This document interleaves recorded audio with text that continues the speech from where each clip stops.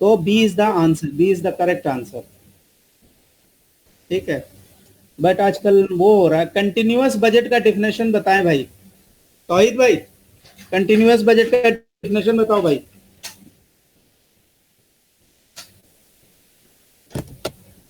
Hello, अरे भाई गलत सही जो समझ आता है बताइए ना, दिमाग में जो रजिस्टर जो आता है क्लिक कर रहे हो वो बताइए। बी होना चाहिए इसका, is adjusted through out the period for changing environmental factor. Good, गलत है, आगे बोलिए। नहीं तो इसका सी है आंसर। गलत है, आगे बोलिए। फिर रह के आ गया, फिर आप बोल दो। अब वो ऐसे नहीं बताइए ना, हमको कंटिन्यूअस बजट का डेफिनेशन बताना था।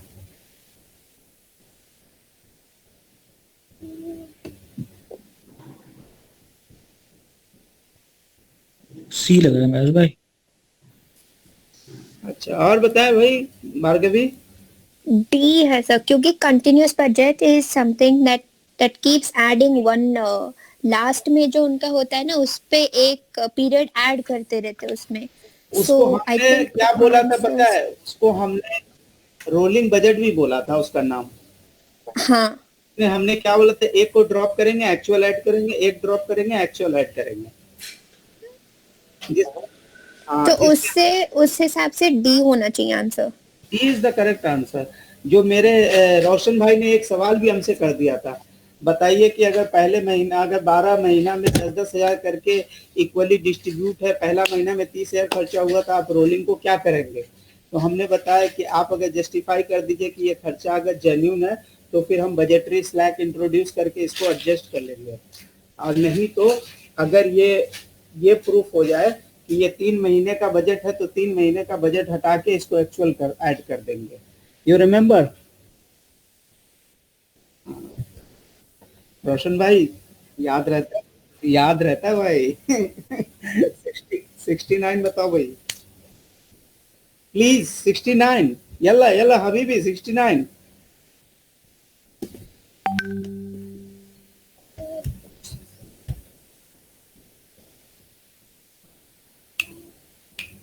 हो गया। अरे नवीद भाई बोलो यार, आप तो करते रहे हो, आपका तो 90 60-70% स्कोर भी आता है, तो ये सब सवाल तो आपको हिफ्ज हो गया होगा। नहीं मेरा जो ये तो बजटिंग तो उतना हुआ नहीं। क्यों, घर में क्या कर, 2 बजे रात में फेसबुक पे ऑनलाइन रहिएगा तो मुश्किल है भाई, कभी कभी ऑफलाइन भी जरूरी है। तो बजटिंग आज जो जो मेरा फ्रेंड लिस्ट में हम सबका मॉनिटर करता रहता है एक्टिविटी।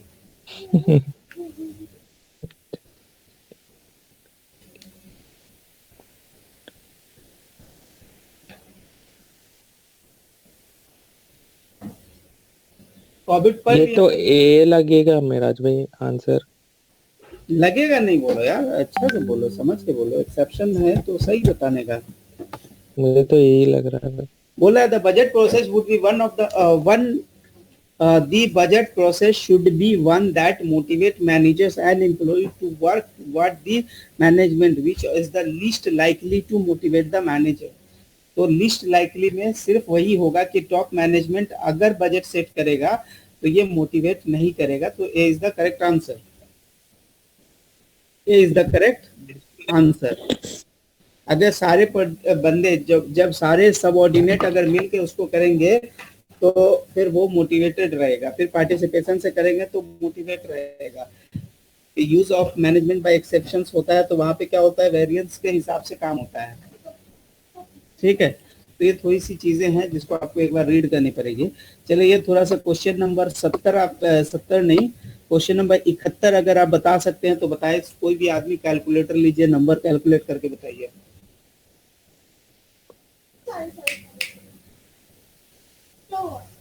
लो उसको रखो वहां।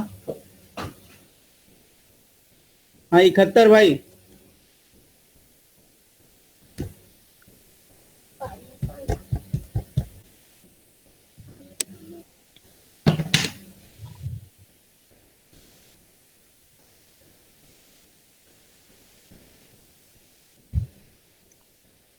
बोला है गरेंगर Granger, Granger company is reviewing its standard machine hour per unit to use in its budget for the upcoming. The machine manufacturer specification indicated that units could be made at 0.7 hour, and the benchmarking study shows that the competitor producing at the rate speed of 0.78 hour.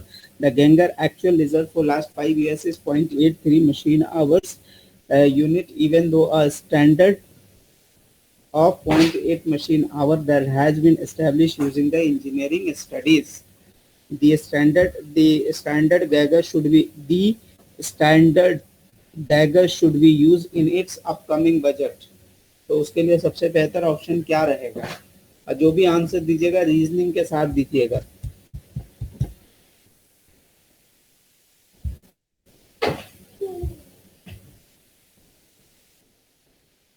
आपके लिए ए है तो ए की भी reasoning.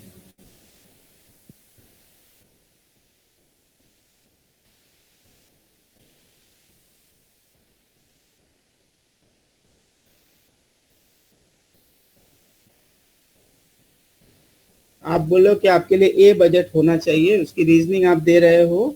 क्या दे रहे हो? 0.83 में आप बोल रहे हो ये एवरेज है, लास्ट ईयर का ये है, गैगर्स का एक्चुअल रिपोर्ट्स है. ठीक है, ये लास्ट के, यानी आप बोल रहे हो कि आपको बजट वो सेट करना चाहिए. You should set the standard which is actually as per your historical result, यानी लास्ट ईयर के रिजल्ट पे बना लो. Is it okay? ये आप बोल रहे हो, मतलब ये आप बोलना चाह रहे हो ना? Okay. There is another reasoning कि आप जो बेंचमार्किंग जो कंपनी है, जो इस मार्केट से आप कॉपी करना चाह रहे हो, वो बोल रहे हो कि वो बेंचमार्किंग जो इंडस्ट्री पैटर्न है, वो इंडस्ट्री का पैटर्न बताता है 0.78. ठीक है, 0.78 बता रहा है. जो इंडस्ट्री का स्टैंडर्ड है वो 0.78 बताता है. तो वो भी तो आप ले सकते थे, क्योंकि when you are fixing the standard there are the number of things which can affect for keeping the standard. आपको याद होगा वो एक स्लाइड पे हम लोगों ने डिस्कस किया था, जिसमें वो था, एक एक्टिविटी बेस्ड एनालिसिस थी, एक हिस्टोरिकल रिसर्च था, एक मार्केट स्पेसिफिकेशन था, और फिर मार्केट का वो अपना स्टडीज था. लेकिन यहाँ पे जो ये होगा अपकमिंग रिजल्ट पे जब वो रखेगा कौन सा? उसने इंजीनियरिंग स्टडीज, यानी ये सबसे अप्रोप्रिएट है, क्योंकि यहाँ पर उसने एक्टिविटी बेस्ड कॉस्टिंग करी है. यानी फर्स्ट ऑफ ऑल उसने पूरे प्रोसेस को स्प्लिट किया है, स्टडी किया है, और उसके हिसाब से वो टाइम अलॉट कर रहा है. Then he should follow the 0.8 machine hour, because this is the most appropriate. मैं बता रहा हूँ कौन सा पेज पे हमारा ये डिस्कशन था. I just tell you 1 minute. जब हम बजट का स्लाइड्स देखेंगे तो मैं बता दे रहा हूँ कि हम लोगों ने कौन से पॉइंट पे ये सारा डिस्कशन हम लोगों ने करा था. बजट्स की सेटिंग वाला एक पॉइंट था कि जब हम स्टैंडर्ड सेट करते हैं तो what are the factors we are actually taking.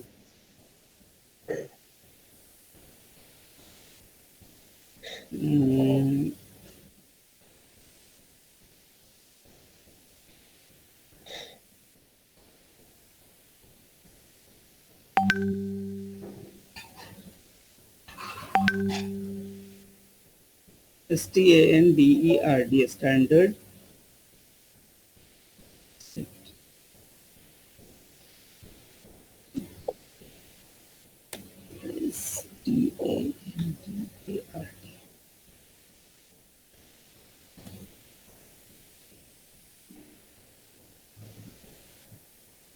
Page number 31 पे था.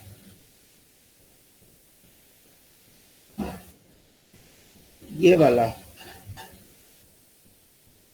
अब देखो, इसमें हमने 5 रीजन को नोटिफाई किया था, जिसमें सबसे पहला था एक्टिविटी बेस्ड, फिर उसके बाद था हिस्टोरिकल, फिर उसके बाद था टारगेट, फिर उसके बाद था स्ट्रैटेजिक डिसीजन, फिर उसके बाद था बेंचमार्किंग. तो यानी कि जब आप प्रायोरिटीज वाइज लिस्टिंग चेक करेंगे तो सबसे अप्रोप्रिएट क्या होता है, जो सबसे अप्रोप्रिएट क्या होता है, एक्टिविटी बेस्ड वाइज जो आप बजट अलॉट करते हो, जो स्टैंडर्ड अलॉट करते हो, वो सबसे अप्रोप्रिएट माना जाता है। उसके बाद ये वाला बताया, बोलता है कि बजटिंग प्रॉब्लम के बारे में, ये पॉइंट नंबर 73 नंबर पॉइंट बताया।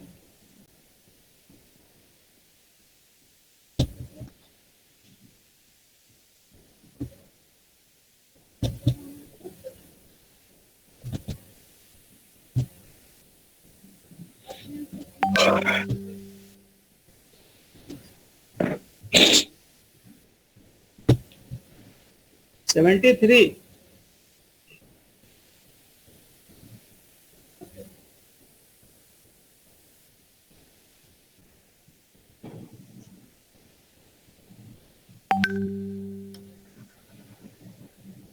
Budgeting problem where department managers are repeatedly achieving the easy goal or failing to achieve the demanding goal can be best minimized by।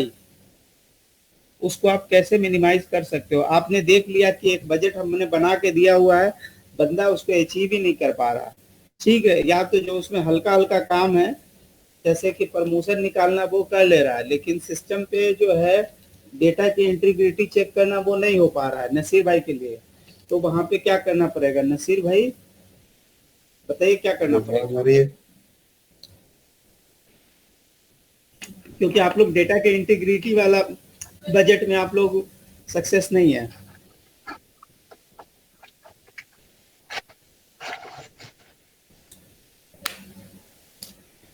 तो यहाँ पे आपको क्या करना पड़ेगा, यहाँ पे जिस वक्त आप see the policy allow the manager to build the slack into the system. आपको पता है कि जब आप स्लैक इंट्रोड्यूस करते हो तो जो बजट होता है वो अपना इम्पोर्टेंस खत्म कर देता है। बजट नो मोर कंट्रोलिंग टूल्स। रोशन भाई, तो जब आप स्लैक्स इंटर कर देते हो तो नो मोर कंट्रोलिंग टूल्स हो जाता है, पता है ना, मतलब फिर उसका कंपैरिजन। हाँ, तो इसका मतलब है कि सी करेक्ट नहीं है। हाँ, better communication whereby manager discuss the budget matter daily with the supervisor, ये भी नहीं है। ये एक्चुअल में ये तो परफॉर्मेंस, ये क्या हुआ, मॉनिटरिंग है।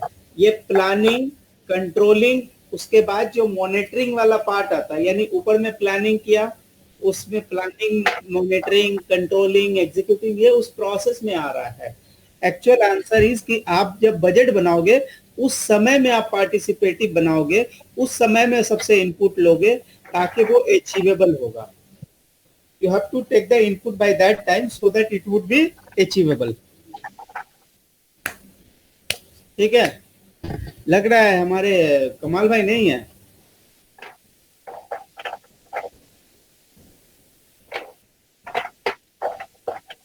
चलिए क्वेश्चन नंबर 75। हेलो 75।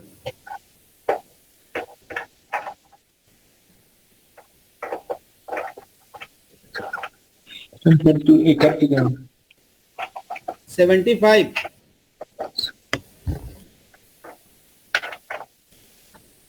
कोई नहीं दिख रहा है, नवीद भाई भी नहीं है, कमल भाई नहीं है, कोई नहीं है, कमाल भाई कोई नहीं बोल रहा है।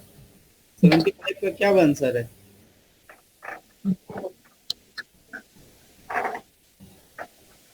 डी लग रहा है मुझे। हाँ, देखिए पहले क्वेश्चन पढ़े, बोल रहा है ईच ऑर्गेनाइजेशन। सी लग रहा है। सी लग रहा है। करण भाई good morning. Good morning sir. अरे कहाँ रह रहे हो यार आजकल, आप दिखते ही नहीं हो। सर थोड़ा बिजी था सर। भाई पैसे दे देने से बंदा पास होता तो बहुत सारा आदमी पास हो गया होता भाई। नहीं सर, रेगुलर हूँ क्लास में।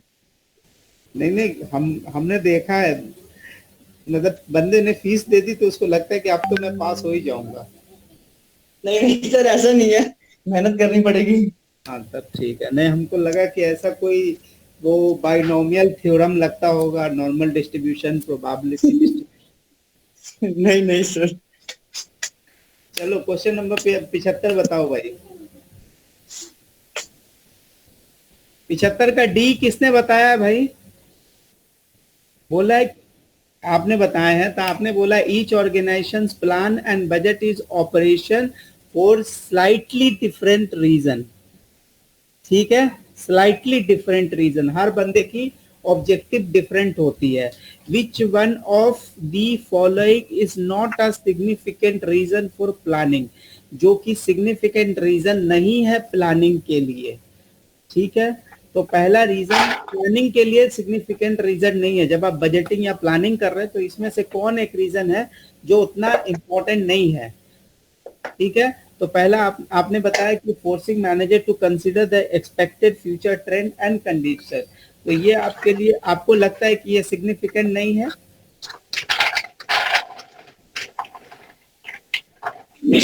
सिग्निफिकेंट है महेश भाई, सब ये सिग्निफिकेंट है, यानी सिग्निफिकेंट नहीं है वो बताना है इसमें से।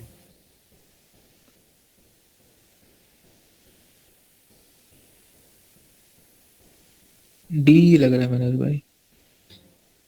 डी को तो सी लगता है। सी लगता है। सी का रीजन क्या है? क्योंकि यहाँ पे बोला गया है कि ऑर्गेनाइजेशन प्लान्स एंड बजट्स, पहले तो अपन लोग बजटिंग ये देखने के लिए नहीं करते कि प्रॉफिटेबल हो रहा है, ये परफॉर्मेंस एवेल्युएशन के लिए होता है और फिर कंट्रोल के लिए यूज कर सकते हैं। और मतलब profit is not the first thing that comes to your mind when you are making a budget. तो शायद सी लगता है मेरे को। Budget profit is one of the component of master budget. हाँ, लेकिन इस क्वेश्चन के हिसाब से देखें तो it's not as significant as the others. हाँ, मतलब इस क्वेश्चन में जितना गिवन सिनेरियो में ये इतनी इम्पोर्टेंट नहीं है जितना इम्पोर्टेंट फ्यूचर ट्रेंड को रीच करना, ऑपरेशन को कंट्रोल करना, checking progress and objective of the, मतलब अलाइनमेंट चेक करना कि हाँ भाई वो जिस ऑब्जेक्टिव के लिए हम बैठे हैं वो ऑब्जेक्टिव अचीव हो रही है कि नहीं। That is more valuable than the making the profit, because making a profit is never consider as the business main motto. क्योंकि जब आप वैल्यू क्रिएशन करते हैं तो ये तो बाई प्रोडक्ट है कि आपकी प्रॉफिट अपने आप बन जाती है। This is like a by product. तो हमारे पास 75 का सी इज द करेक्ट आंसर।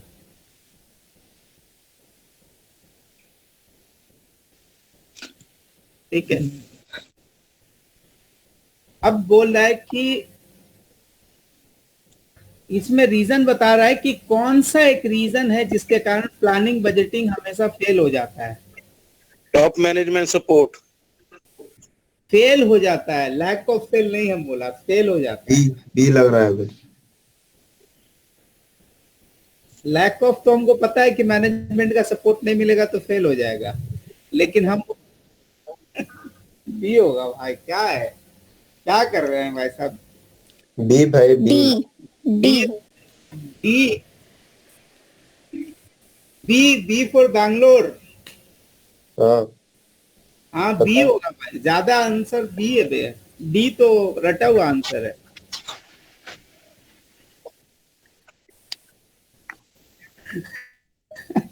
ये सही था। अरे क्यों फेल करेंगे? अगर हम, क्या होता है ना कि अगर हम सारे लेवल पे इनपुट अगर ले लेंगे तो पार्टिसिपेटिंग रहेगा। अब पार्टिसिपेटिंग क्या होता है, पास हो जाता है, जल्दी सक्सेस हो जाता है। हम कहता है कि फेल होने का क्या रीजन है, जब सबका इनपुट नहीं रहेगा, प्रेशर में काम करेगा, हम अपने ऑब्जेक्टिव को रीच नहीं कर पाएंगे। तो इसका मतलब है कि अगर हमको सब जगह से इनपुट लेना पड़ेगा तभी हम जाके पास हो पाएंगे। अरे नहीं, अरे लैक ऑफ में तो सी होगा आंसर भाई, लैक ऑफ में सी होगा। I change the question. क्या हो गया आपको रोशन भाई? वाह भाई वाह, रोशन भाई घुमा रहे हो बाबू। रोशन में क्वेश्चन चेंज हुआ था भाई।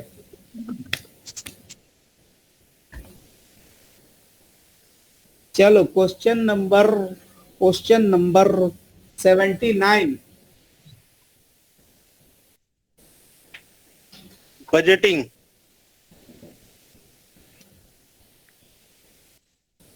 ये तो हमने डिफिनेशन में ही पढ़ लिया था कि द बजटिंग जो होता है वो क्या होता है, a formal plan quantitative format. Budgeting.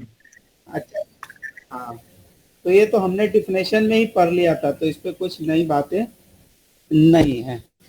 ऊपर वाले लिए भाई क्वेश्चन, ऊपर वाला क्वेश्चन ले, इससे ऊपर वाला जो है। हाँ 78 बताएं भाई।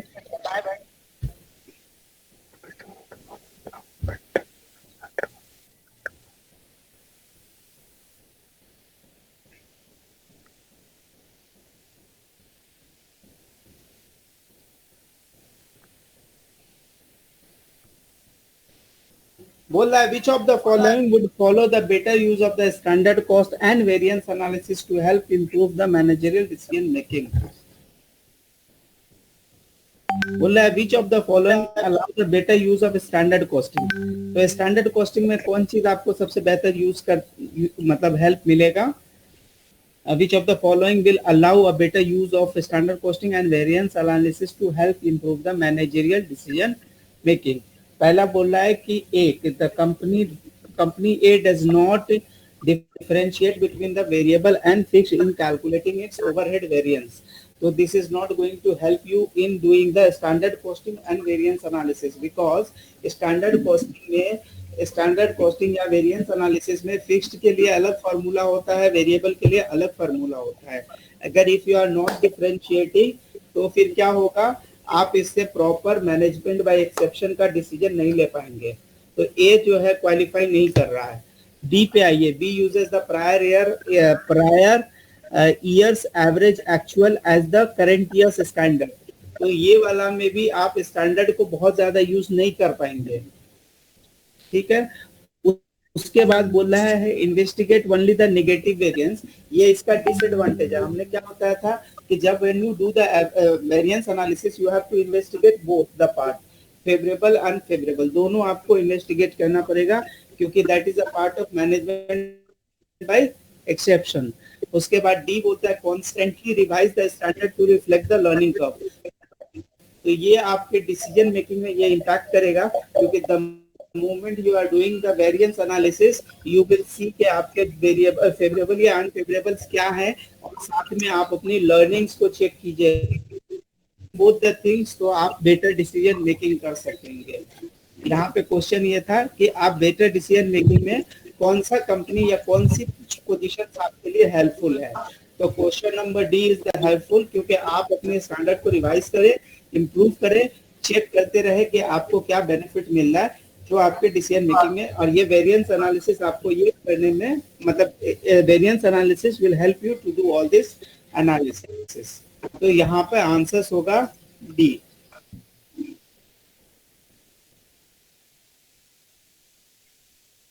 चलिए क्वेश्चन नंबर 77 तो बोले क्या है?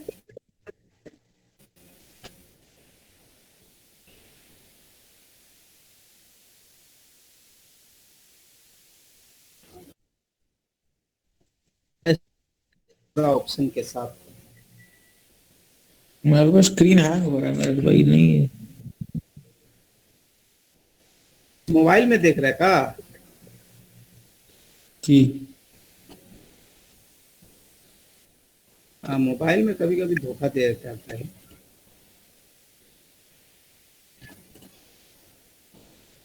स्क्रीन शेयर करो सर जी।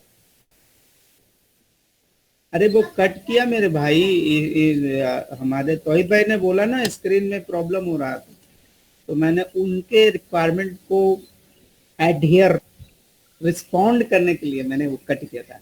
77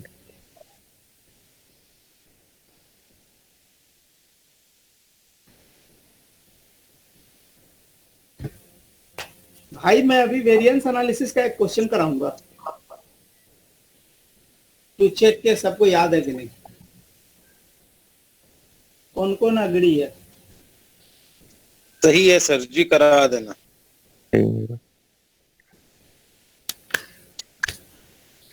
आजम भाई बोले हम पढ़ के आएंगे तो कराइएगा, ऐसे नहीं चलेगा। नहीं नहीं करा दीजिए मेरा भाई।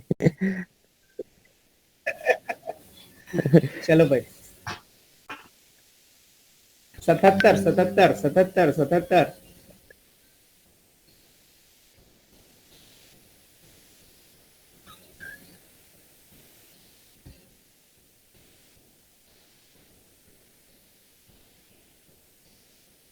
यार इसका मेरे हिसाब से सी होना चाहिए।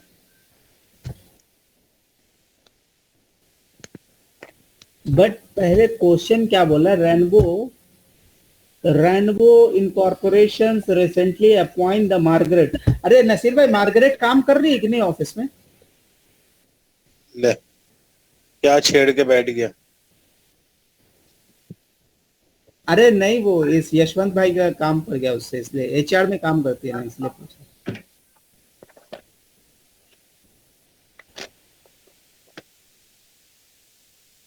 Recently appoint the Margaret Joyce as a vice president of the finance and ask her to design a new budgeting process.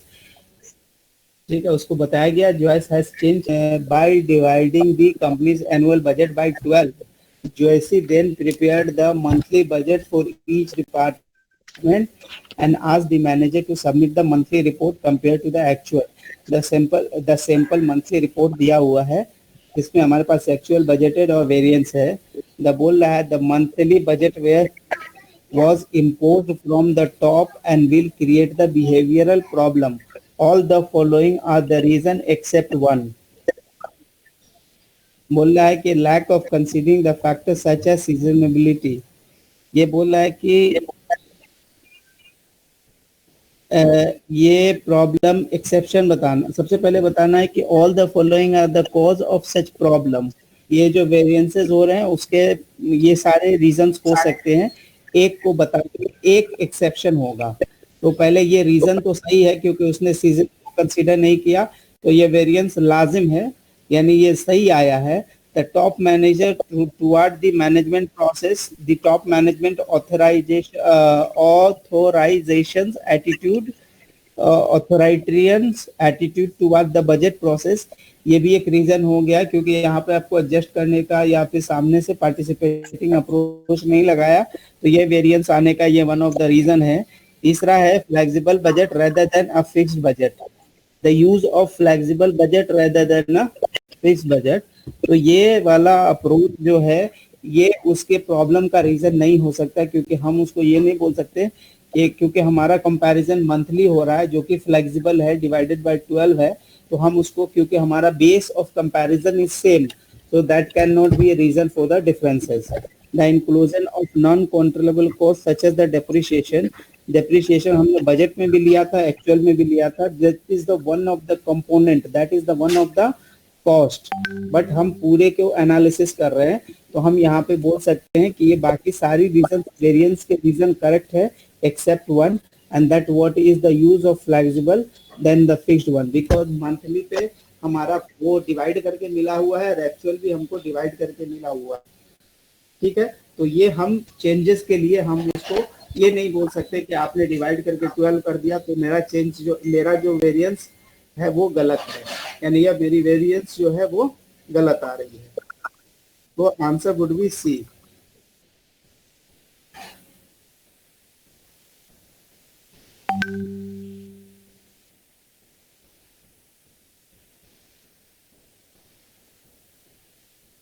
Answer C में किसी को दिक्कत है क्या?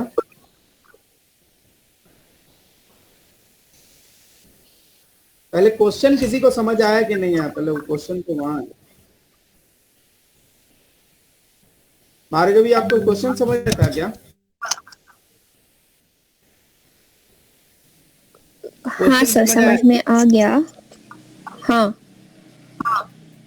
अच्छा, तो आपको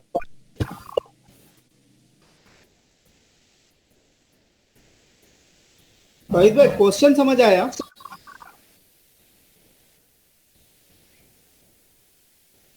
हेलो,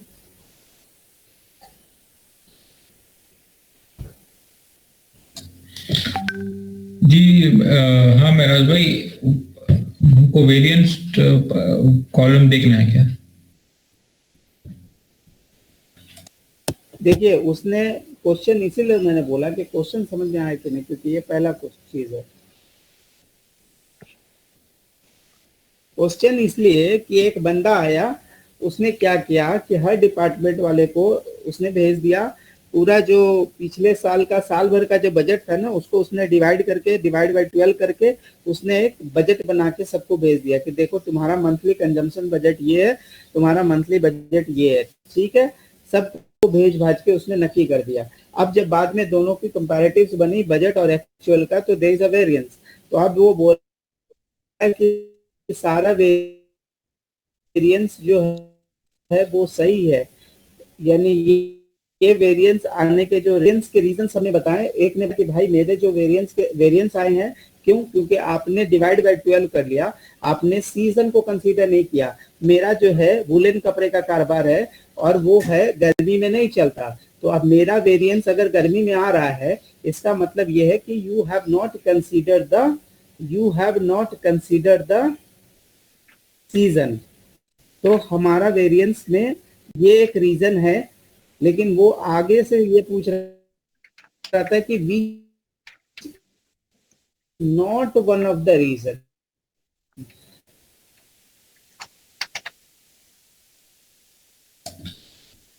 यानी रीजन तो बाकी तीनों है।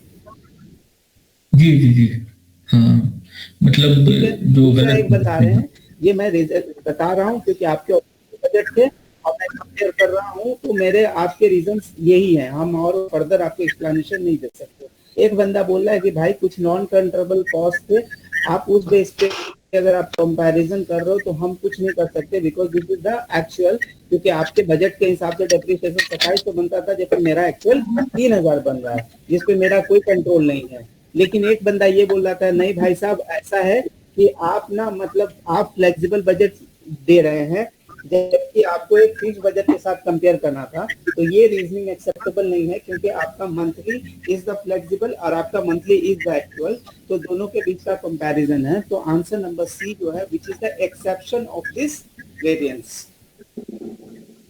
तो इस लेवल पे जाके कभी कभी आपको आंसर करना पड़ेगा एग्जाम।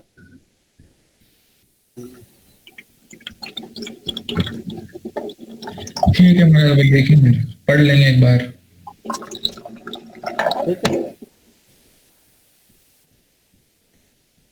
नहीं पढ़ने का इतना बड़ा क्वेश्चन, एग्जाम में इतना बड़ा क्वेश्चन पढ़ने का रिस्क नहीं लेने का है, ये सेकंड राउंड में लेने का है। पहला राउंड में तो जो आपको आता है बस वही टच करना है, एक बार में पूरा 1 से लेके 100 तक जाना है। जब 1 से लेके 100 तक आप चले गए, फिर उसके बाद पीछे आके आपको चेक करना है कि भाई जो जो मेरा छूटा था। अब उसमें भी आप एकदम टाइम मत लगाइएगा सारे कैलकुलेशन पे, उसमें देखिएगा जो जो वन लाइन कैलकुलेशन है उसको आप करके नक्की करते हुए जाइएगा। जब तीसरा टाइम जाइएगा ना, तब आपके पास टाइम बचेगा तो पढ़िएगा, नहीं समझ में आएगा तो वही वाला बचपना वाला लगाइएगा, ठीक है ना। 10, 20, 30, 40, 50, 60, 70, 80, 90, 100, 100 में लगा धागा वाला। जी, सिक्के वाला। हाँ, बस वही लगाना है और टिक मार देना है। नहीं, मेरा भाई पढ़ना ये पड़ेगा वाला इसके लिए। नहीं, लास्ट वाला लाइन पे, मतलब आई एम नॉट सेइंग कि आप शुरू से टिकरा लगाते हुए चले जाओ, लास्ट में जो बचेगा उस पे वैसे ही करना होगा। चले, क्योंकि नेगेटिव मार्किंग नहीं है आईआईटी जेईई की तरह। Budgetary slack can be described as,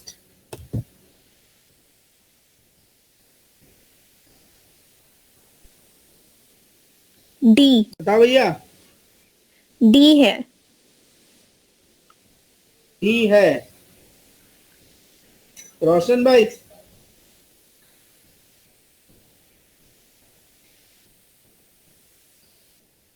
eighty three में क्या है?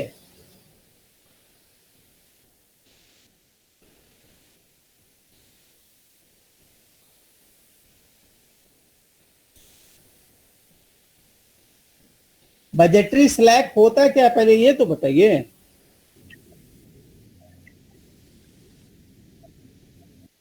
हम्म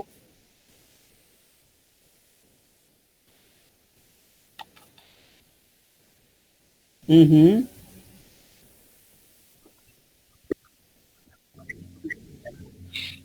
तो उसको ओवर एस्टिमेशन बोलते हैं। उसका इंग्लिश नाम होता है ओवर एस्टिमेशन ऑफ और अंडर एस्टिमेशन ऑफ रेवेन्यू। ठीक है,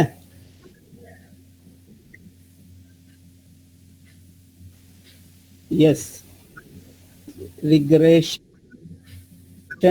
I am not touching now because मैं एक बट रोशन भाई अभी बताएंगे हमको लर्निंग कब हमने पढ़ाया हुआ, लर्निंग कब थोड़ा बताएं हमको।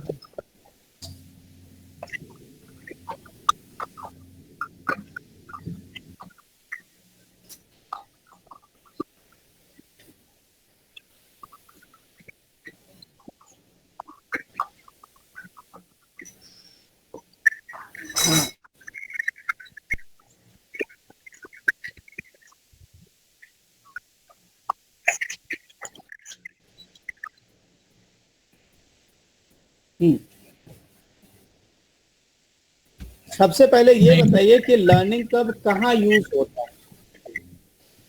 लेबर के अंदर प्रोडक्शन में रिड्यूस टाइम करने के लिए प्रोडक्शन में लर्निंग कर्व इज अ देखिए सबसे पहले लर्निंग कर्व के बारे में थोड़ा बैकग्राउंड। कर्व जो होता है वो लेबर इंटेंसिव यूज होता है, लेबर इंटेंसिव यूनिट पे यूज होता है। पहली बात ये है, यहाँ पे ये होता है न्यू मेथोडोलॉजी में यूज होता है। उसके बाद सबसे बड़ी बात क्या है, यहाँ पे एक एजम्पशन काम करता है, the more you produce more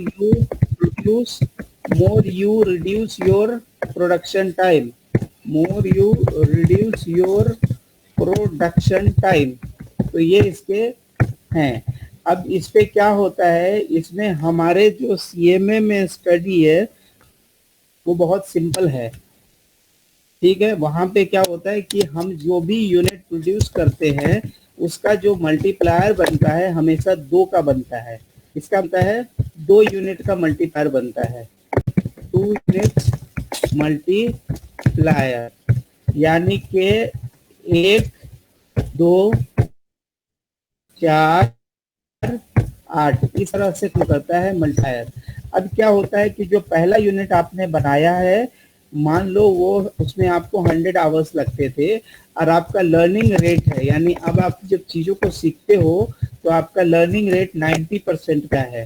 तो इसका मतलब है कि जब आप सेकेंड यूनिट बनाओगे, सेकेंड लॉट बनाओगे, not the second unit, it's a second lot, learning में वो लॉट के फॉर्म में काम करता है। तो जब आप सेकेंड लॉट पे जब काम करोगे तो वो आपको 90% का लर्निंग दे देगा, यानी कि आपका ये जो टाइम है ना, this is your average time इसको बोलते हैं, this is the line for the average time, यानी कि हर टाइम जो होता है वो एवरेज हो जा रहा है कि आप जो पहले 100 घंटे में काम करते थे अब आप उसको 90 घंटे पे काम करोगे। फिर जब चौथी बार यानी थर्ड लेवल पे जब आप प्रोडक्शन करोगे, थर्ड लेवल पे जब प्रोडक्शन करोगे तो आपकी टाइमिंग क्या हो जाएगी, 81 हो जाएगी। आपकी जो एवरेज टाइम होगी, average production time, average manufacturing time, average time होगी 7 to 9। अब हम आपसे बोलेंगे कि भाई साहब टोटल टाइम निकाल के बता दो। तो जब आप टोटल टाइम निकालोगे तो आप इसको इससे मल्टीप्लाई करोगे 100 इंटू दिस, फिर उसके बाद दूसरा वाला कितना, यानी 100 इंटू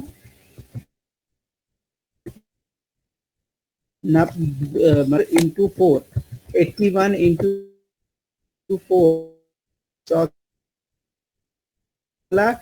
तो this is like a table जो है ये 2 के मल्टीप्लायर्स पे काम करता है। जो सबसे इम्पोर्टेंट बात इसकी है ये 2 के काम करती है। अब एक कंपनी है जहाँ पे पर आवर आपके पास जो है हर घंटे पे काम करने की कॉस्टिंग है, पर आवर कॉस्ट है 3 रुपए का। ठीक है, और आपका लर्निंग रेशियो है लर्निंग रेशियो, लर्निंग रेट जिसको बोलते हैं, लर्निंग रेट है अराउंड 95% की लर्निंग रेट है, 95% की लर्निंग रेट है। और आप क्या होता है, आप इस पे बनाते हो, बैच में बनाते हो, इसमें बनाते हो, बैच प्रोडक्शन है आपका, बैच प्रोडक्शन है, इस टाइप का प्रोडक्शन है बैच प्रोडक्शन। एक बैच पे आप 10 यूनिट बनाते हो और आपको 40 यूनिट बनाने का ऑर्डर आया है, 40 यूनिट का ऑर्डर आया है, तो आप उसको लेबर का कितना कोट करोगे, लेबर कॉस्ट क्या होगा आपका। तो आप क्या करोगे कि जब एक लॉट बनाते हो तो उस पर 10 यूनिट बन जाती है, यानी 2 लॉट पे आपकी कितनी यूनिट बन जाएगी जी, 20 बन जाएगी। अब आपके 4 लॉट पे आपकी क्या बन जाएगी जी, 40 बन जाएगी, क्योंकि हर लॉट पे आपका 10 बनता है। अब टाइमिंग का रेशियो क्या है, जब पहले लॉट बनाते हो तो आपको 8 घंटे की टाइमिंग लगती है, कितने घंटे की, 8 घंटे की टाइमिंग लगती है। This is a lot size, ये आपका लॉट साइज है, this is the timing what you are spending, आपको 8 घंटा लगता है। सेकंड पे जब आप काम करोगे तो आपका 8 पे 95% की लर्निंग है। फिर जब फोर्थ पे यानी थर्ड लेवल पे जब आप काम करोगे तो आपकी लर्निंग 7.2 आवर्स की है। अब आप जब उसको प्राइस कोट करना होगा तो आप उसको कैसे प्राइस कोट करोगे, पहले 72 को आप मल्टीप्लाई करके टोटल आवर्स निकालोगे, तो this you will get the total hours. अब जब टोटल आवर्स पता चल गया तो आप उसको लेबर का प्राइस कोट करोगे 28.8 मल्टीप्लाई बाई 3, आप उसको 86.64 का प्राइस कोट करोगे, then you will price quote how much, 86.64। तो लर्निंग कर्व क्या हो गया, तो लर्निंग कर्व की 3, हाँ, तो लर्निंग कर्व में होता क्या है कि सबसे पहले आप सीख लीजिए, जान लीजिए, एग्जाम में लर्निंग कॉस्ट डिफाइन भी करने आता है। तो learning cost is a learning is a methodology where there is an assumptions where the more you produce, the more you reduce your production time or production hours, and this is used in human या labour intensive unit है, जहाँ पे robotic science काम करता है, वहाँ पे learning का कोई स्कोप नहीं होता, क्योंकि वो ऑलरेडी एक एक्सपर्ट सिस्टम होता है, ठीक है। तो वहाँ पे ये काम नहीं करता, उस इन्वायरमेंट में काम नहीं करता जहाँ पे रोबोटिक प्रोडक्शन प्रोसेस है, पहली बात। दूसरी बात यह है कि एक पॉइंट के बाद ये लर्निंग का कोई इम्पैक्ट नहीं होता। मान लो कि आपके पास लर्निंग का एक लेवल 100 यूनिट तक लर्निंग होगा, हो सकता है कि 101 के बाद आपके पास नो लर्निंग स्कोप, क्योंकि वो फिर क्या हो जाएगा, आपका एक स्टैंडर्ड अमाउंट सेट हो जाएगा कि भाई जब भी ये काम करते हो तुम 8 घंटे लगाते ही लगाते हो, means there is no learnings for you now. तो आफ्टर सर्टेन यूनिट ये लर्निंग का स्कोप खत्म हो जाता है। बोले रोशन भाई।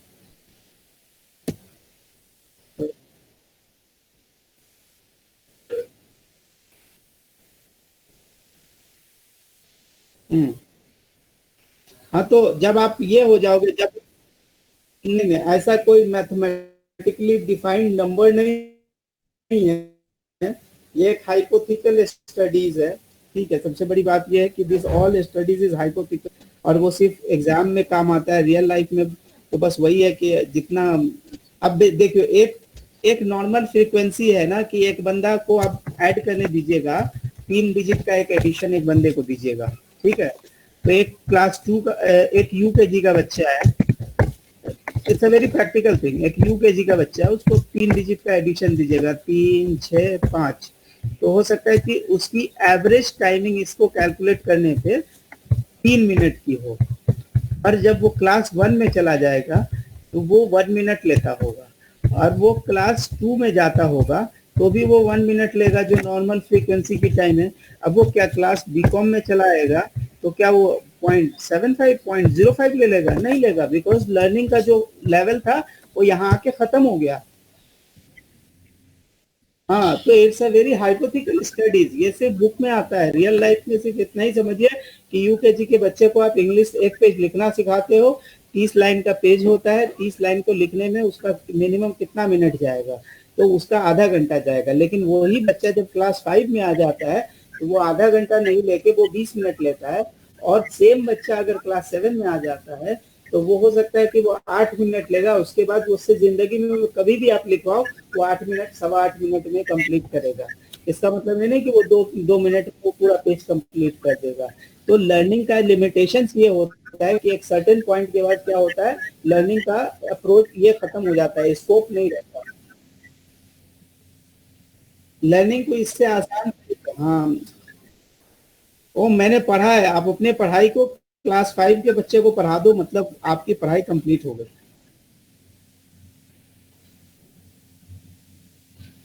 ठीक है भाई, तो 1 मिनट के लिए लर्निंग कब इसको खोलते हैं, स्लाइड को खोलते हैं।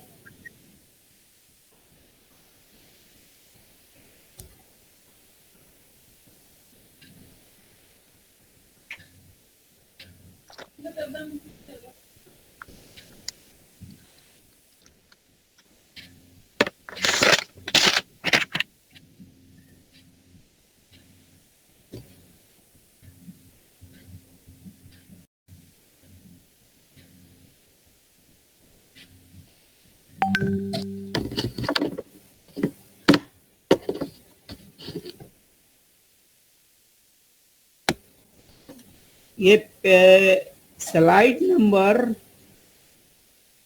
70 खोलते हैं क्या?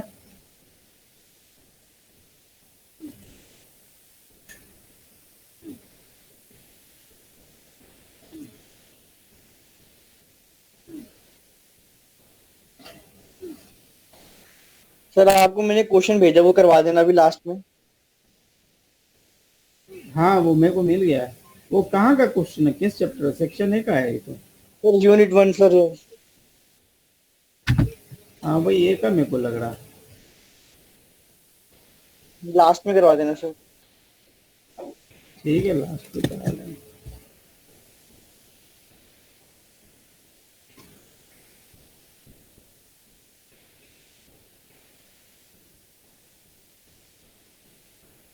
वैसे है क्या बताओ, making a cash flow analysis.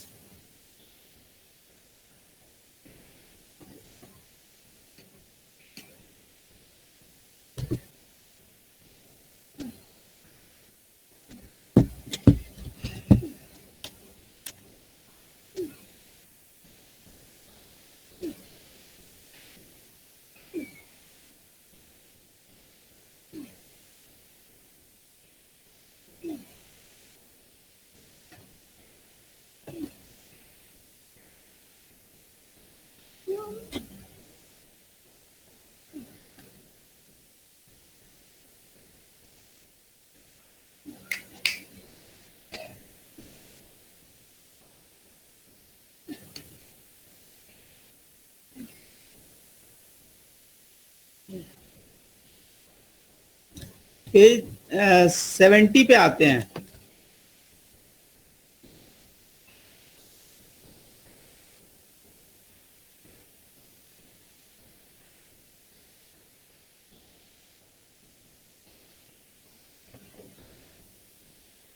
हाँ भाई,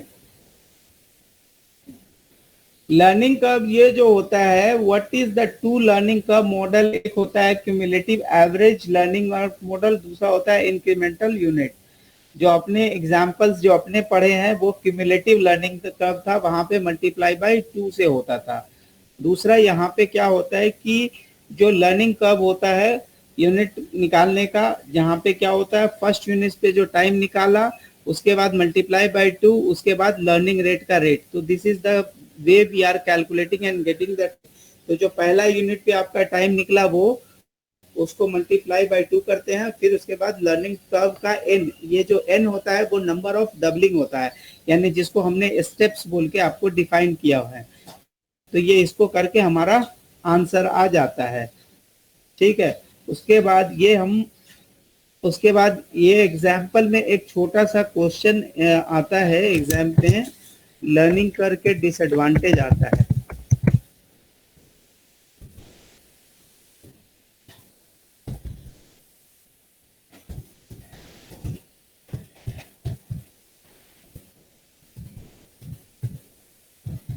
तो लर्निंग कर्व का जो सबसे बड़ा दो डिसएडवांटेज ये है क्योंकि हम एक ऐसे क्वेश्चन आपको अभी भेजेंगे, उसमें लर्निंग कर्व के बेस पे सारा क्वेश्चन है। तो वहां पे क्या है कि लर्निंग कर्व में आपसे पूछता है कि give me 2 example for 2 disadvantage for the learning curve, 2 advantage for the learning curve. तो 2 एडवांटेज ये होता है कि आपके पास लर्निंग का बेनिफिट हो जाता है, जिससे क्या होता है सब्सिक्वेंट यूनिट पे आप एवरेज टाइम को आप रिड्यूस कर लेते हो, ये आपका एडवांटेज हो जाता है। ठीक है, उससे आपका क्या होता है टोटल कॉस्ट आपका कम हो जाता है, टोटल लेबर टाइम कम हो जाता है, तो that is the benefit. But इसका डिसएडवांटेज ये होता है कि ये सिर्फ ह्यूमन इंटेंसिव पे काम यूनिट में काम होता है, दूसरा एक पॉइंट के बाद लर्निंग का स्कोप नहीं रहता। तो this is the 2 disadvantage as well. तो जो क्वेश्चन भेजूंगा उसमें आंसर भी है, तो आप उसको एक बार रीड कर लीजिए, इससे क्वेश्चन है वो। ठीक है, अभी मैं भेज रहा हूँ क्योंकि आपको समझ आ जाएगा कि किस तरह का ऐसे में क्वेश्चन आता है। मैं फिर और एक पॉइंट है मेरे पास बोलिए ना जी। कि जो रोबोट्स हैं उनको अप्लाई नहीं होता है। हाँ, तो वो तो रोबोटिक में तो बता तो दिया था, मशीन वाला एनवायरनमेंट में नहीं अप्लाई होता।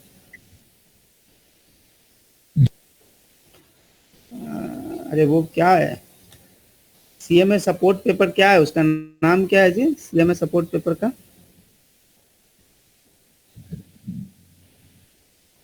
CMA exam support 2020। हाँ, एग्जाम सपोर्ट, हाँ उसमें है वो इससे क्वेश्चन।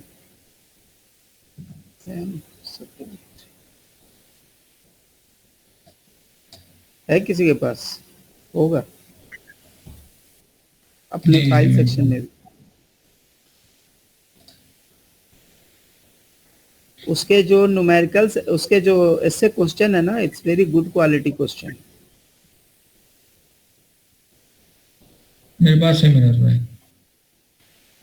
हाँ भेज दिया मैंने, 243 नंबर, 283 नंबर पेज में जाना है।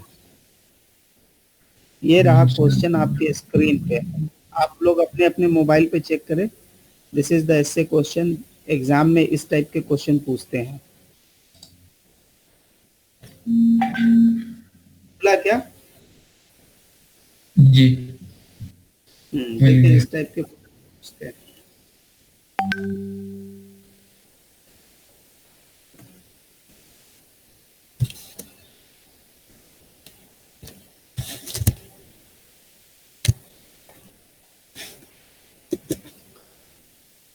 तो इसमें क्या बोलता है, देखिए ये सबसे पहले हमसे इसमें क्या क्या मांगा था क्वेश्चन देख लीजिए। आपने हमसे पूछा था कि भाई ये बताएं कि एग्जाम में ऐसे क्वेश्चन कैसा रहता है। तो एग्जाम में ऐसे क्वेश्चन इस टाइप का होता है, एग्जाम का जो ऐसे क्वेश्चन होता है वो इसी टाइप का होता है। आपके पास कोर्स एक केस स्टडी होती है कि जैसे ये दिया हुआ है, CO company is manufacture of the semi custom motorcycle, the company use. Roshan भाई ध्यान दीजिएगा प्लीज, ये क्वेश्चन आप पढ़ रहे हैं, थोड़ा ध्यान आपका जरूरी है, आपने ध्यान देना इस क्वेश्चन को, because I will ask you to do. ठीक है, तो आप देखो कंपनी बोलता है CO company is manufacture of the semi custom motorcycle, the company use 500 labour hour to produce the motorcycle prototype of the new motorcycle of one of its customer. 500 घंटा लगाता है एक आइटम को तैयार करने में। The customer has ordered the 3 additional, यानी कि टोटल प्रोडक्शन कितना हो जाएगा, 1 + 3 4 हो जाएगा। ठीक है, CEO estimate that the learning process of these motorcycle is subject to the 90% की learning है, यानी कि 90 90 90 90 and 90 यानी 0.81 हो जाएगा उसका learning. Although the production manager is aware about the learning projection, he decided to ignore the learning curve. ठीक है, compiling his budget in order to provide the cushion to its prevent the exceeding budget amount of the labor. तो उसने क्या किया, उसको learning curve के बारे में पता था पर उसने लर्निंग कर्व को अप्लाई नहीं किया। तो सबसे पहले मैं बता दूं कि विदाउट अप्लाइंग कितना उसने कोट किया होगा, विदाउट लर्निंग कर्व उसने क्या किया होगा, उसका कोटेशन क्या होगा बताइए, 1 का 500 ऐसे उसने लिखा होगा ना, 1 का 500 तो 3 4 का कितना, तो उसने मल्टीप्लाई बाय ऐसे करके उसको बता दिया होगा। बट उसका ये गलत कोटेशन है, बट उसका ये कोटेशन क्या है, गलत है। उसका कोटेशन जो आना चाहिए था वो कितने आवर्स पे आना चाहिए, उसको बनाना चाहिए था ऐसे 1 2 और 4 ऐसे बनाना चाहिए था, और यहाँ पे लिखना चाहिए था एवरेज टाइम 500, फिर उसके बाद यहाँ पे लर्निंग कर्व का पॉइंट लिख देना चाहिए था 0.90, यहाँ पे ऊपर में 0.9 लिख देता, और दूसरा सेकेंड लेवल पे जब प्रोजेक्शन करता तो 450 का कोटेशन देता, लेकिन 450 का कोटेशन भी नहीं देता, बल्कि उसको कोटेशन क्या देना, उसको 405 का कोटेशन देना चाहिए था मल्टीप्लाई बाय 4 के हिसाब से, कि उसकी जो टाइमिंग बनती, कोटेशन पे जो टाइम बनता स्टैंडर्ड कंजम्पशन टाइम, वो क्या बनता 1620, और उसने कोटेशन यूनिट का दिया था। क्वेश्चन को आप पढ़ोगे तो क्वेश्चन कोटेशन कितना यूनिट का दिया था, कोटेशन कितना यूनिट का था, 3 यूनिट का था। तो 3 यूनिट पे उसने कितना कोटेशन दिया, 2000 माइनस 1500, 2000 माइनस 500 यानी 1500 पे कोटेशन किया। जबकि वो रियल अगर कोटेशन देता तो क्या कोटेशन देता, उसका रियल कोटेशन क्या होता है 1620, यानी कि 1120 पे उसको कोटेशन देना था। ठीक है, यानी लर्निंग कर्व छोड़ने की वजह से क्या हो गया, उसने एक्स्ट्रा कितने आवर्स के कोटेशन दे दिए, उसने एक्स्ट्रा 380 आवर के कोटेशन दे दिए। तो ये हमारा क्वेश्चन में अंडरस्टैंडिंग थी। ठीक है, इस पे अगर किसी को कोई डाउट है तो हमसे पूछ ले।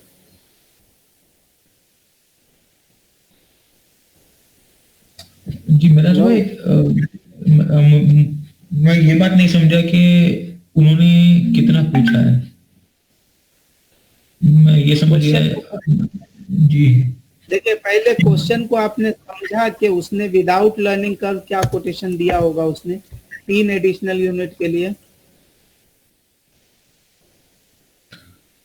तो हाँ 3 एडिशनल के लिए, हाँ सही बात, 1500। ठीक है, अगर वो लर्निंग कॉस्ट अगर एज्यूम करता, अगर वो कंसीडर करता, तो कोटेशन कितने घंटे का देना चाहिए था, 1120 घंटे का, 1120 आवर्स का उसको कोटेशन देना चाहिए था।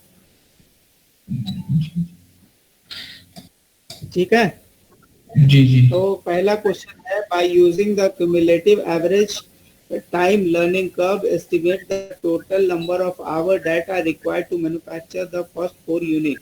तो फर्स्ट 4 यूनिट के लिए आपको रिक्वायर्ड प्रोडक्शन आवर है 1620। If you are applying the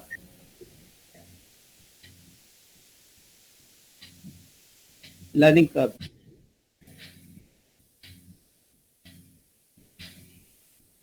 end show your calculation. The calculation exam में आपको ऐसे शो करना पड़ेगा, विदाउट लर्निंग कर्व में ये शो हुआ, और यहाँ पे विथ लर्निंग कर्व लिखना पड़ेगा आपको। ये आपका क्या है, विद लर्निंग कर्व। तो ये क्वेश्चन का ये एक आंसर बन गया। ये आपको क्लियर है? ठीक है भाई। जी जी। फिर बोल रहा है एज्यूमिंग 90% की अगर लर्निंग रियलाइज हो जाती तो उसको 3 एडिशनल यूनिट के लिए कितना कॉस्ट चार्ज करना होता। The answer number 2, answer number 2 क्या होता कि एडिशनल 3 यूनिट के लिए उसके आवर्स कितने बनते थे, 1120 मल्टीप्लाई बाय 25, वो कितना उसको चार्ज करता, उसको चार्ज कितना करना चाहिए था, 28,000 रुपीज चार्ज करना चाहिए था। कितना चार्ज करना चाहिए था जी? 28,000। सर ऐसे ऐसे पता नहीं क्यों ऐसे दिखा रही उसमें करेंट आता। हाँ ठीक है, वो पता लगेगा। ठीक है, उसके बाद दूसरा क्वेश्चन आता है कि आपको बजटरी स्लैक डिफाइन करना है। तो आपने ऑलरेडी बजटरी स्लैक को डिफाइन कर लिया, ठीक है। साथ में आपको बताया है कि बजटरी स्लैक को अगर identify and explain the 2 negative effect of budgetary slack, तो बजटरी स्लैक के 2 नेगेटिव इम्पैक्ट बताइए। तो पहला इम्पैक्ट ये होता है कि जब आप बजटरी स्लैक इंट्रोड्यूस कर देते हैं तब वो नो मोर क्या हो जाता है, कंट्रोलिंग हो रहता है, अब उसका कंट्रोल्स खत्म हो जाता है। नरेश भाई यहाँ पर पूछा है अभी लास्ट का एक कि अपना ये बोलिए। बताइए नहीं, क्वेश्चन नंबर 2 में पूछा है कि कॉस्ट सेविंग हाँ, बताइए। तो 3 एडिशनल यूनिट का कॉस्ट सेविंग, एडिशनल यूनिट का कॉस्ट सेविंग वो बोल कॉस्ट रहा है डायरेक्ट कि आपने अगर 90%, हाँ तो ये कॉस्ट उसने यहाँ पे कोट किया, जबकि उसके कोटेशन के हिसाब से ये चला गया, तो कॉस्ट सेविंग उसकी कितनी की होती है अगर वो लर्निंग कर्व को अप्लाई करता है? दोनों का गैप निकाल लीजिए। 9500 9500 हाँ ठीक है।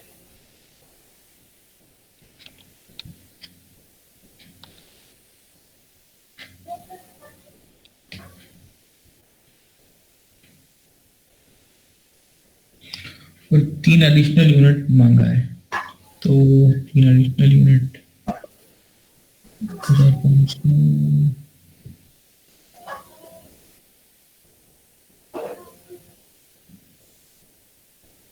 3 एडिशनल यूनिट पे ही उसका कोटेशंस पे ना गैप निकालेगा भाई। जी सही है मेरा भाई, पर मुझे नहीं पता कैसा करना वही है। तो बताया तो कि आपका पहले वाले अगर वो बिना लर्निंग कर्व को एक्सेप्ट किए हुए अगर वो बनाता तो कितना आंसर वो कोट करता? जी 37,000 इंटू 37,000 कैसे मिला? वो 37,500 कोट करता मेरे भाई।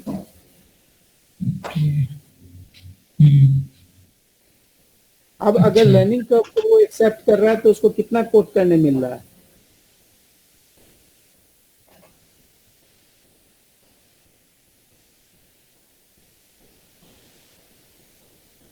कितना करने मिल रहा है? 28,000 कोट करने नहीं मिल रहा है।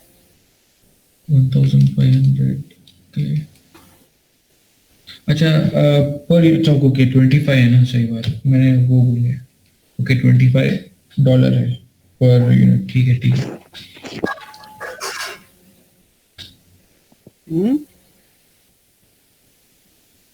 अब जी मेरा क्वेश्चन भाई ठीक है, समझ गया, क्लियर।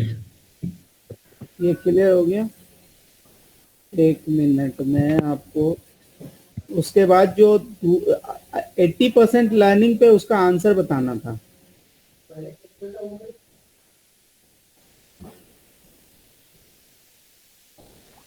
एट्टी परसेंट लर्निंग पे क्या आंसर आएगा बताइए?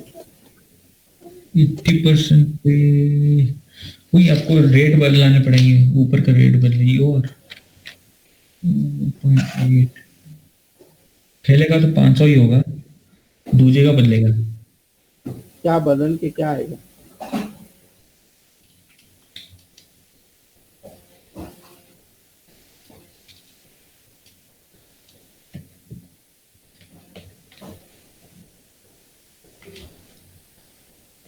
One twenty eight zero, fourth unit पे 1280,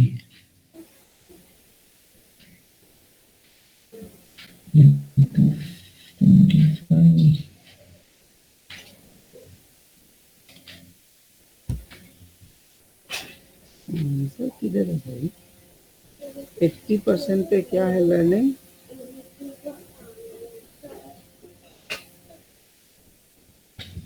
मेरे से आपको 1120 कैसे मिला? कौन ये 1120 कैसे मिला? ये देखिए। ओके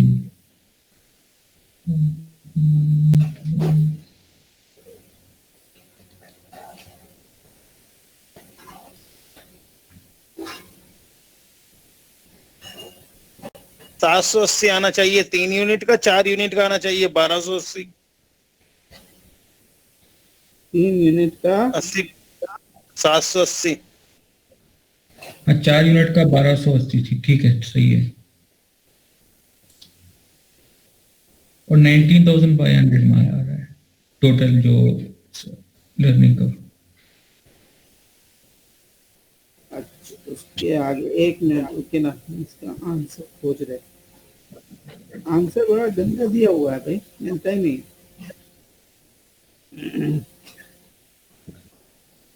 हाँ तो आंसर मिल गया हमारे पास, ये रहा आंसर, ये मैंने भेज दिया। अब कंपैरेटिव्स मिला लें हम लोग फटाफट।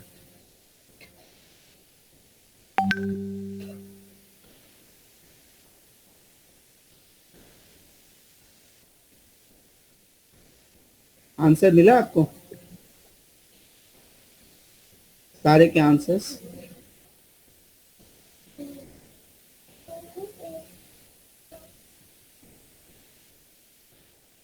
देखिए हमने यहाँ तक कर लिया था, 1620 तक किया था हमने, 95,000 की सेविंग निकाल ली थी। बजटरी स्लैब का हमने डिफिनेशन दे दिया था कि under stating the revenue and over stating the expenses. इसका सबसे बड़ा डिसएडवांटेज क्या होता है, टॉप मैनेजमेंट को मिसलीड कर देता है, और दूसरा सबसे बड़ा ये पुअर कोऑर्डिनेशन हो जाता है। और सबसे बड़ी बात ये है कि अगर आप जब इसमें स्लैक इंसर्ट कर देते हो कहीं भी, तो वो क्या होता है, नो मोर बजटिंग कंट्रोल टूल्स, वो नहीं रह पाता। ठीक है, फिर रहा वेरिएंस का, तो वेरिएंस मैंने छुड़वा दिया। उसके बाद यहाँ पे लास्ट क्वेश्चन बोला था कि जहाँ पे 4, उसके बाद बजटरी स्लैक्स, उसके बाद 4 का A1 factor that could be unfavourable labour efficiency, new product company has no way forecasting the amount in the improvement of the saving 378। इसका एक आंसर रह गया, एक आंसर ये रह गया था। दूसरा 6 और 7 रह गया, 6 और 7, 6 और 7।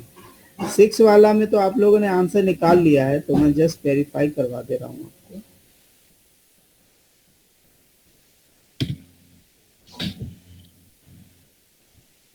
तो पर 6 वाले में कुछ और पूछ रहा है महाराज भाई।